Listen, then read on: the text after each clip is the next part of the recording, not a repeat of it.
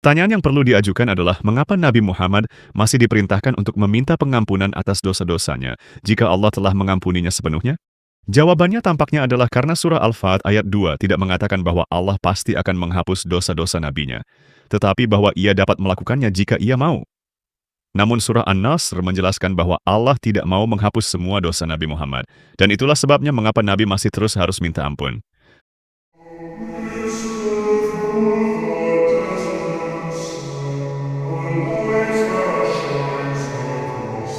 Halo semuanya, kali ini saya akan menjelaskan yang sebenarnya dan meluruskan pembelokan yang dilakukan dalam video yang di awal tadi, yaitu tentang keselamatan dalam Islam adalah spekulasi.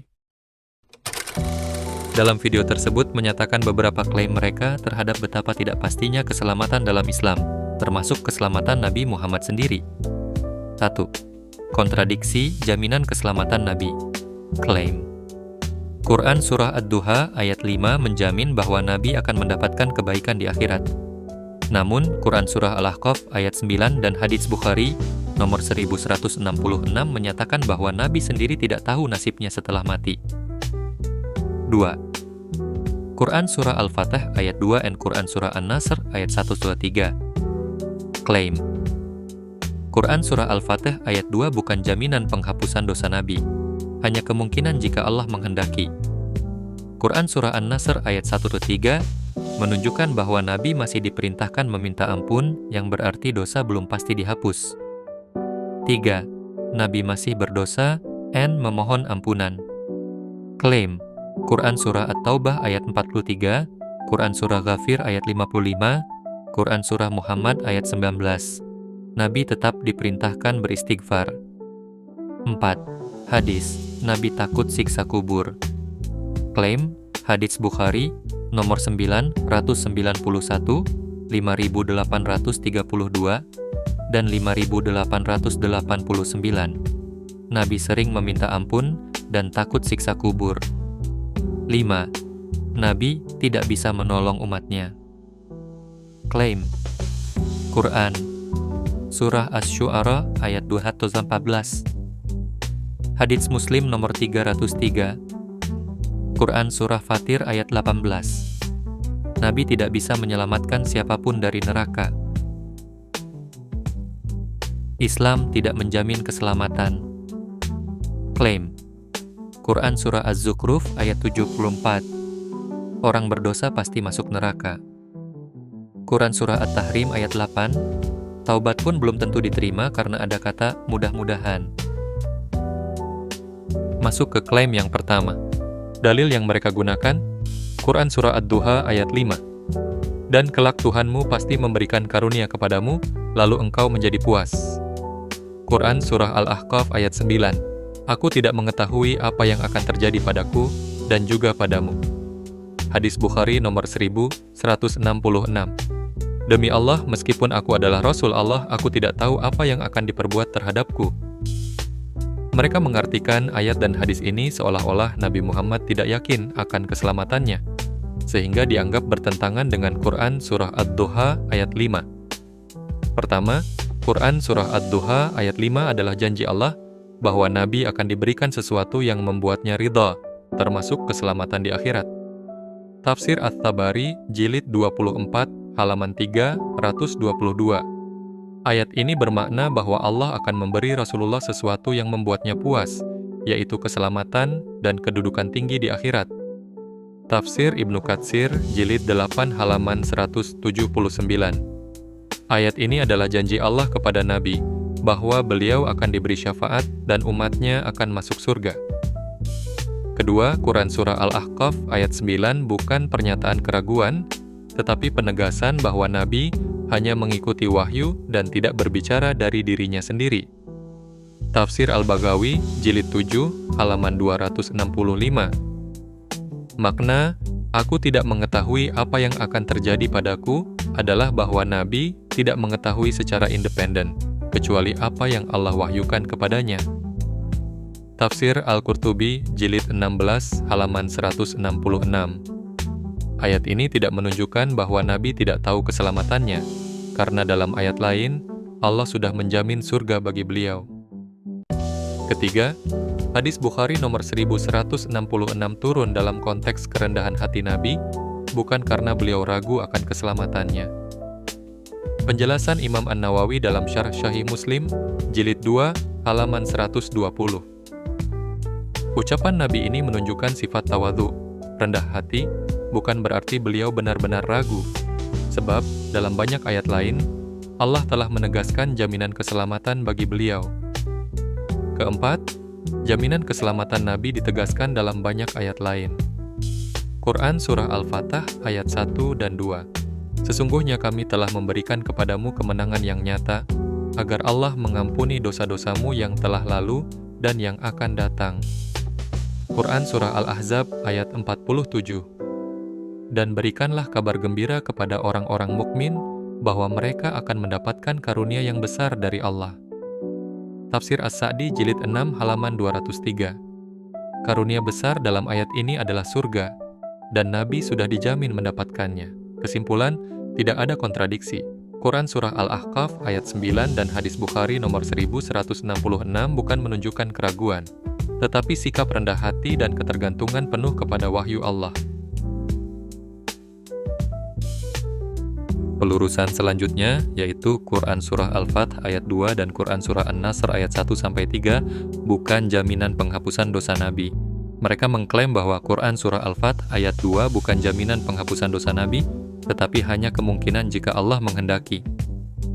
Quran Surah An-Nasr ayat 1-3 menunjukkan bahwa Nabi masih diperintahkan meminta ampun, yang berarti dosa beliau belum pasti dihapus.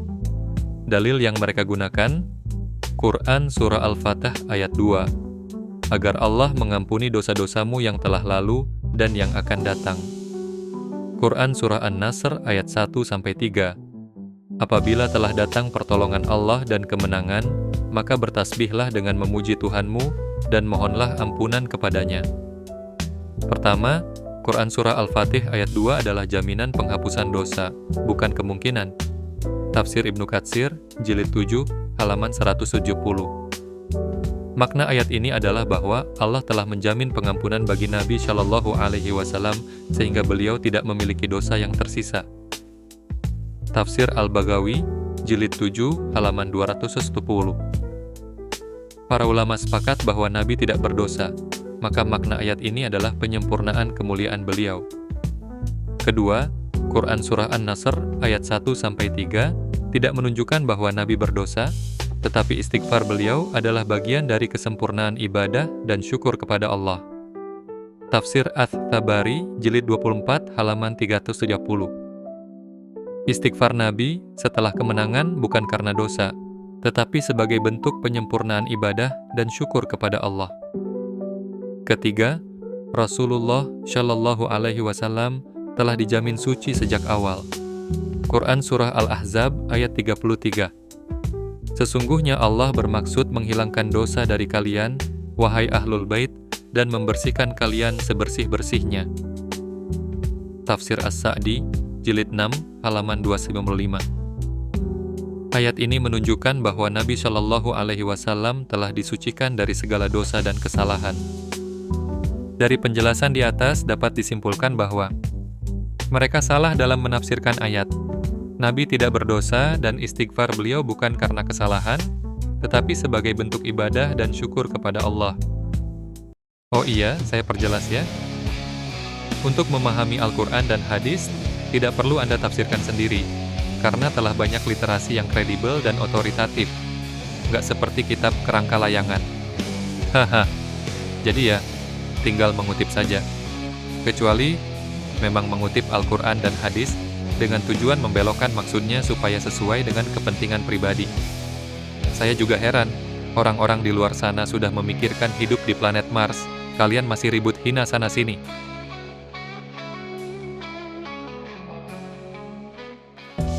Klaim berikutnya bahwa Nabi masih berdosa dan memohon ampunan. Mereka mengutip ayat-ayat berikut untuk menuduh bahwa Nabi Muhammad Shallallahu Alaihi Wasallam masih berdosa dan terus meminta ampun. Dalil yang mereka gunakan, Quran Surah At-Taubah ayat 43. Semoga Allah memaafkanmu. Mengapa engkau memberi mereka izin untuk tidak ikut berperang sebelum jelas bagimu siapa yang benar dan siapa yang berdusta? Quran Surah Ghafir ayat 55.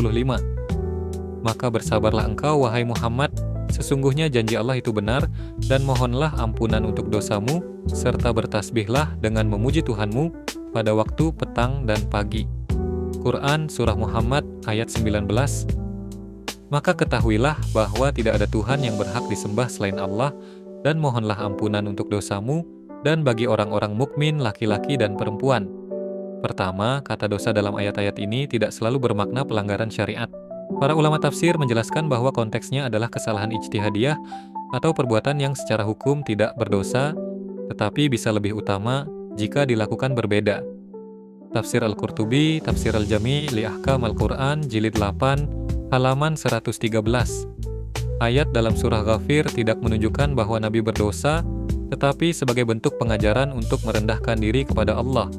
Tafsir Ibnu Katsir, Tafsir Al-Quran Al-Azhim, Jilid 4, halaman 258. Para nabi tidak melakukan dosa besar atau kecil yang disengaja. Adapun perintah meminta ampunan adalah sebagai bentuk ketundukan dan peningkatan derajat di sisi Allah. Kedua, dalam Quran Surah At-Taubah ayat 43, frasa "Semoga Allah memaafkanmu" bukan menunjukkan dosa Nabi, melainkan pengajaran adab dari Allah. Tafsir Ats-Tabari, Jilid 10, halaman 210. Allah mendahulukan kalimat pengampunan sebelum menyampaikan teguran agar menunjukkan kasih sayang kepada Nabi. Ketiga, dalam Quran Surah Muhammad ayat 19, Nabi diperintahkan meminta ampunan bukan karena beliau berdosa, tetapi sebagai teladan bagi umatnya. Tafsir Al-Baghawi, Jilid 4, halaman 128. Allah memerintahkan Nabi meminta ampunan untuk menunjukkan kerendahan hati, bukan karena beliau melakukan dosa. Kesimpulannya, mereka keliru dalam memahami ayat-ayat ini. Nabi Muhammad Shallallahu Alaihi Wasallam tidak berdosa, tetapi diperintahkan beristighfar sebagai bentuk peningkatan kedekatan dengan Allah dan teladan bagi umatnya. Sampai sini dalil-dalil yang mereka kutip sudah saya bedah, dan ternyata tidak satupun klaim mereka yang terbukti secara ilmiah. Jadi sudah kelihatan sekali kan tujuan mereka. Kenapa sih bro, sepi umat ya? Oke, kita lanjut meluruskan klaim tuduhan berikutnya ya. Klaim bahwa hadis Nabi takut siksa kubur. Mereka mengutip hadis-hadis berikut untuk menuduh bahwa Nabi Muhammad Shallallahu Alaihi Wasallam takut siksa kubur. Dalil yang mereka gunakan hadis riwayat Bukhari nomor 991. Sesungguhnya aku berlindung kepada Allah dari azab kubur. Hadis riwayat Bukhari nomor 5, 1832. Aku tidak pernah melihat pemandangan lebih mengerikan dari kuburan. Hadis riwayat Bukhari nomor 5, 1889. Sesungguhnya siksa kubur itu benar adanya, maka berlindunglah kalian kepada Allah darinya. Penjelasannya, pertama, doa Nabi Muhammad Shallallahu Alaihi Wasallam agar dilindungi dari siksa kubur bukan menunjukkan bahwa beliau takut akan diazab, tetapi untuk mengajarkan umatnya agar selalu meminta perlindungan dari Allah. Tafsir Ibnu Hajar, Fathul Bari, Jilid 11, halaman 160. Doa Nabi meminta perlindungan dari siksa kubur bukan karena beliau khawatir akan dirinya, tetapi sebagai bentuk pengajaran kepada umatnya. Kedua, hadis-hadis tersebut menekankan bahaya siksa kubur bagi umat manusia secara umum, bukan khusus bagi Nabi Muhammad Shallallahu Alaihi Wasallam. Imam Nawawi, Syarh Sahih Muslim, Jilid 6, halaman 154. Peringatan Nabi tentang siksa kubur adalah bentuk kasih sayang beliau kepada umatnya, agar mereka selalu menghindari sebab-sebab yang bisa menyebabkan azab. Kesimpulannya, mereka keliru dalam memahami hadis-hadis ini.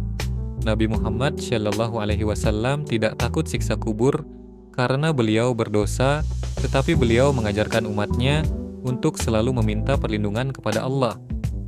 Next, langsung satset saja kita habisi. Klaim mereka bahwa, katanya, Nabi tidak bisa menolong umatnya. Mereka mengutip ayat dan hadis berikut untuk mengklaim bahwa Nabi Muhammad Shallallahu Alaihi Wasallam tidak memiliki syafaat dan tidak bisa menolong umatnya di akhirat. Dalil yang mereka gunakan.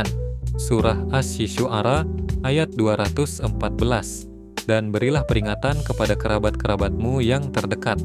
Hadis riwayat Muslim nomor 303. Wahai Bani Hashim, aku tidak bisa menyelamatkan kalian dari siksa Allah. Surah Fathir ayat 18. Dan seorang yang berdosa tidak dapat memikul dosa orang lain. Begini ya, Nabi memiliki syafaat dan ayat hadis ini tidak menolaknya. Pertama, dalam surah Asy-Syu'ara ayat 214 dan hadis riwayat Muslim nomor 303, Nabi Muhammad SAW memperingatkan bahwa tidak ada yang bisa selamat kecuali dengan iman dan amal saleh. Bukan berarti beliau tidak bisa memberi syafaat. Tafsir Al-Qurtubi jilid 14 halaman 183. Nabi memperingatkan kerabatnya bahwa nasab tidak menjamin keselamatan, tetapi ini tidak menafikan syafaat bagi yang beriman. Kedua, dalam surah Fathir ayat 18 disebutkan bahwa seseorang tidak bisa memikul dosa orang lain, tetapi ayat ini tidak menolak adanya syafaat Nabi Muhammad Shallallahu Alaihi Wasallam. Tafsir Ibnu Katsir jilid 6 halaman 210. Ayat ini berbicara tentang tanggung jawab pribadi atas dosa, bukan menolak syafaat Nabi Muhammad Shallallahu Alaihi Wasallam yang telah dijelaskan dalam banyak hadis sahih.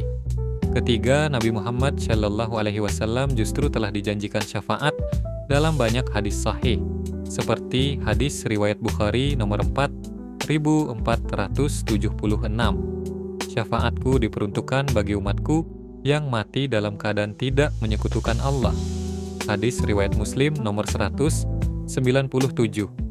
Aku akan memberi syafaat bagi umatku hingga mereka masuk surga. Kesimpulannya, lagi-lagi mereka memelintir ayat dan hadis.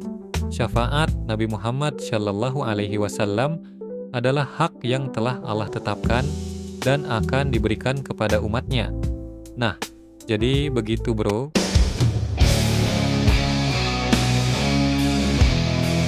Pembahasan yang ini sedikit panjang rupanya. Mereka mengklaim Islam tidak menjamin keselamatan. Mereka mengutip ayat-ayat berikut untuk menuduh bahwa dalam Islam tidak ada jaminan keselamatan. Dalil yang mereka gunakan, Surah Az-Zukhruf ayat 74. Sesungguhnya orang-orang yang berdosa akan tetap diazab di neraka jahanam. Surah At-Tahrim ayat 8. Wahai orang-orang yang beriman, bertaubatlah kepada Allah dengan taubat nasuha. Mudah-mudahan Tuhanmu akan menghapus kesalahan-kesalahanmu.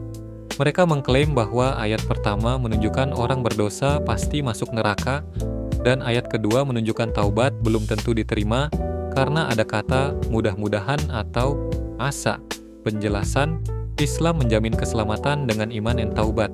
Ya iyalah, masa sudah berbuat dosa dan tidak bertaubat minta keselamatan? Yang bener aja, rugi dong. Penjelasan yang pertama dalam surah Az-Zukhruf ayat 74, Allah menyebutkan bahwa orang-orang yang berdosa akan dihukum di neraka, tetapi ini berlaku bagi mereka yang tidak mendapatkan ampunan atau syafaat. Tafsir Ibnu Katsir jilid 7 halaman 258. Ayat ini berbicara tentang orang-orang yang tidak bertobat dan mati dalam keadaan kafir atau belum diampuni. Tetapi ini tidak menafikan kemungkinan ampunan bagi orang-orang beriman yang bertaubat. Kedua, dalam surah At-Tahrim ayat 8, kata mudah-mudahan atau asa bukan bermakna keraguan, tetapi sebagai jaminan kepastian dalam bahasa Arab jika digunakan dalam konteks janji Allah. Tafsir Al-Qurtubi jilid 18 halaman 210. Kata asa dalam ayat ini bukan berarti ketidakpastian, tetapi sebagai bentuk kepastian bahwa Allah akan menerima taubat orang-orang yang ikhlas. Imam Asy-Syaukani Fathul Qadir jilid 5 halaman 134. Ketika kata asa digunakan oleh Allah dalam Al-Quran, itu menunjukkan janji yang pasti, bukan harapan yang tidak jelas. Ketiga, ada banyak ayat yang secara tegas menyebutkan bahwa Allah menjamin ampunan bagi orang yang bertaubat dan beriman, seperti Surah Az-Zumar ayat 53. Katakanlah Muhammad, wahai hamba-hambaku yang melampaui batas terhadap diri mereka sendiri, janganlah kamu berputus asa dari rahmat Allah, sesungguhnya Allah mengampuni dosa-dosa semuanya. Surah An-Nisa ayat 48, Sesungguhnya Allah tidak akan mengampuni dosa syirik, tetapi Dia mengampuni dosa yang lain bagi siapa yang dikehendakinya. Keempat, Nabi Muhammad Shallallahu Alaihi Wasallam sendiri menegaskan dalam hadis sahih bahwa setiap Muslim yang mati dalam keadaan bertauhid akan masuk surga. Hadis riwayat Bukhari nomor 7447 dan Muslim nomor 94. Barang siapa yang akhir perkataannya La ilaha illallah, maka ia akan masuk surga. Dapat disimpulkan, mereka lagi-lagi sengaja memelintir dalam menafsirkan ayat-ayat tersebut. Islam jelas menjamin keselamatan bagi orang yang beriman, bertaubat, dan mengikuti ajaran Nabi Muhammad Shallallahu Alaihi Wasallam. Setelah membahas seluruh klaim, dapat disimpulkan bahwa semua tuduhan mereka terhadap Islam dan Nabi Muhammad adalah akibat kebencian mereka yang telah mendarah daging sehingga memelintir dalam memahami ayat dan hadis. 1. Kontradiksi jaminan keselamatan Nabi. Salah, tidak ada kontradiksi. 2. Penghapusan dosa Nabi. Salah, Nabi memang diampuni sejak awal. 3. Nabi masih berdosa. Salah, istighfar. Nabi bukan karena dosa. 4. Nabi takut siksa kubur. Salah, beliau mengajarkan umatnya bukan takut untuk dirinya sendiri. 5. Nabi tidak bisa menolong umatnya. Salah, syafaat Nabi adalah kepastian yang diberikan Allah. 6. Islam tidak menjamin keselamatan. Salah, iman dan taubat menjamin keselamatan.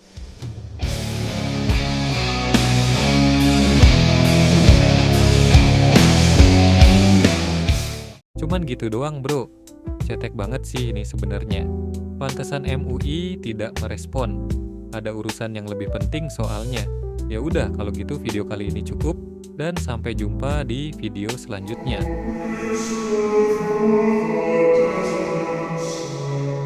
Always